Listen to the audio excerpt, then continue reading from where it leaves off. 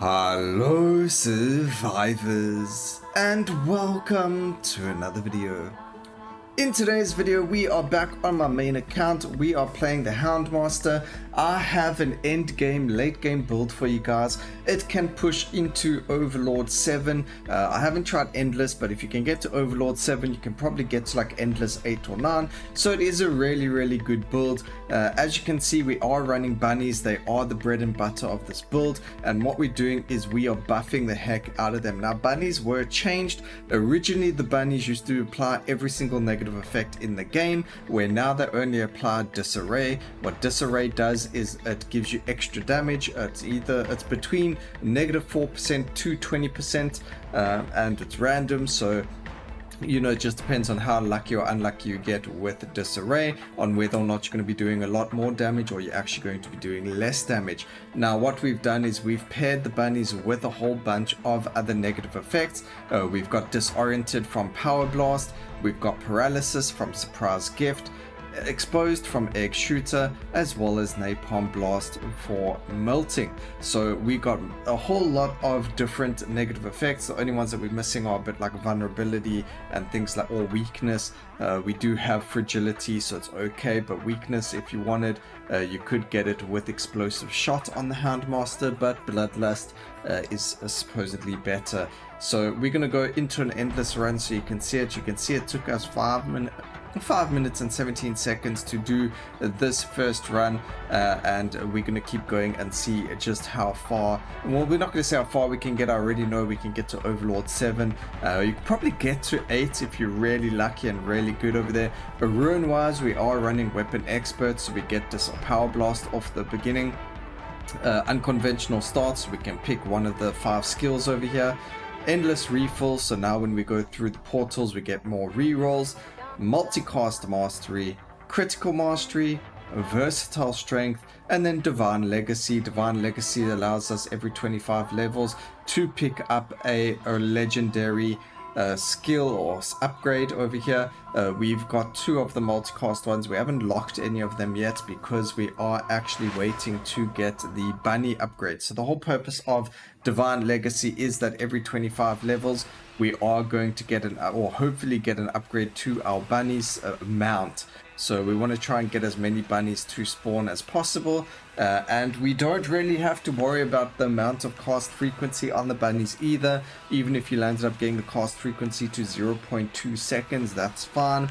What you need to then worry about is getting the most amount of area of effect on the bunnies, because even if they explode at your feet, that is a-okay, because it doesn't really matter too much as long as they are able to hit enemies from the range that they're dying in. So if you find that they are dying too quickly, work on getting a lot more area of effect on them, and then you don't have to worry about them dying at your feet or whatever the case may be there.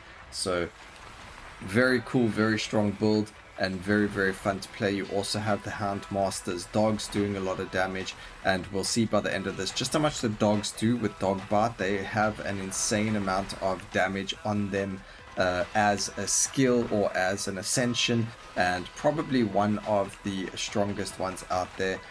Definitely in my top 5, of the characters out there in terms of the damage. I did do a skill list or a tier list of the ascensions previously. I'll link it down in the description. However, opinions change, minds change, and the more you play with certain people or things like that, you can obviously get used to them or change your mind on that person over time. So over here, we're going to go for the cast frequencies. Those are perfect. Getting ourselves, again, more area of effect will be very good. We're going to go for the multicast because we want as much multicast on them as possible. We've got Doomed to Dazed. Although we have Disoriented, getting Dazed also helps. It's just that extra bit of stacking crit, which we otherwise wouldn't have. So that's a-okay. So now we didn't get the bunny, so we can reroll. And that's what our rerolls will be used for. And then we're only taking that legendary. We don't have to worry about locking any of the others.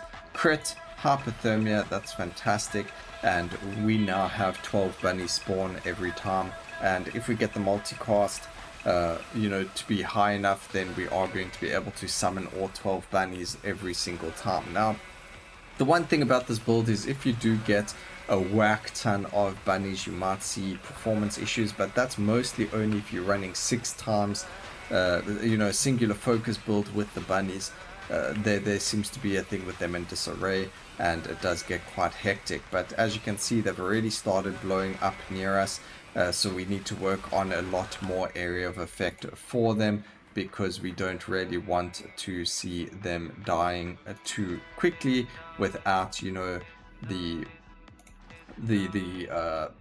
explosions actually killing enemies. So we're going to re-roll over here. We don't need more cast frequency for them. Actually, no, we're going to go thermal shock for the versatile strength damage, and then we need area of effect. So area of effect for blast, that's fine. We don't have that. Actually, we don't have that. So that's going to give us even more damage from our versatile strength there as well. Alright, area of effect for that. We'll get one more cast frequency. I think when we get to about 1 second, we'll be at a point where, okay, it's enough now, and it's just going to get ridiculously, you know, we need to work on area of effect from there. And then also what you can do is, because you're going into like endless modes or overlord modes, you can just start scaling all of that defenses, so your health, your armor, and your block. By now you can see our damage is more than enough. What you can do is get even more damage going. Potency on Bloodlust is going to be where your cast frequency is coming from, so you're going to start dropping the cast frequencies for every skill. That's what your banishes will be used on. You can see I used it on duration and cast frequency for Bloodlust, because its cooldown is already lower than its duration, which means that every time it goes onto cooldown, it will refresh itself, so it is always up all the time, which is fantastic. So now we're just going to be working on the HP, on the armor, and things like that. Area of effect we'll keep for the skills, but we don't really need that just yet. And then multicast is also very, very good over here, because it's obviously going to help us summon the bunnies more often. But as you can see, because of the amount of multicast and things that we do have, we are constantly summoning 12 bunnies and constantly having all 12 of them explode all the time. So you can definitely see where the damage comes from. A little bit of a oopsie over there, getting launched into the air from enemies. We can move around, it's a-okay. We have our surprise gifts on the floor. They're just there for the paralysis, especially if you get like a boss that spawns on top of them. You could literally say goodbye to that boss. They will die instantly, which is fantastic. And then we can grab one more Doom Today's. There is some interesting information on how that stuff works. I think we do need to compile a video on how the debuffs and those unique passives based on debuffs work for you guys, because I think there is a misunderstanding on how they work completely.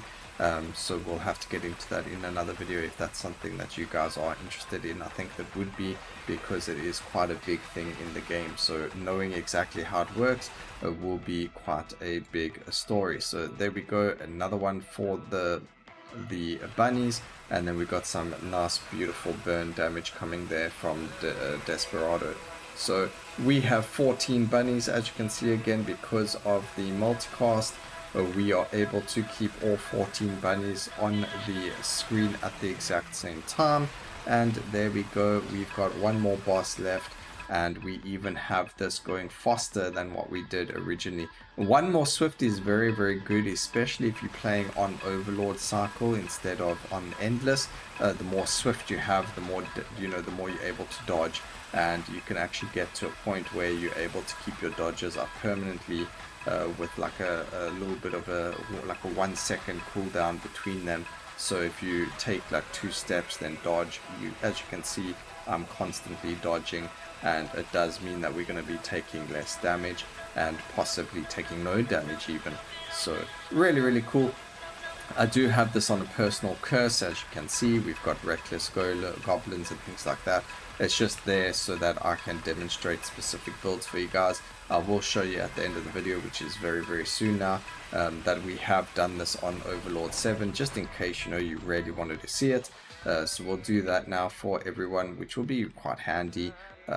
just so you can see that this build, although we just did it in less time, I mean 5 minutes and 24 seconds for the next Overlord cycle, which is actually really good because they just get stronger. As you can see, 107 million damage from the bunnies in 2 rounds of a match is insanely high.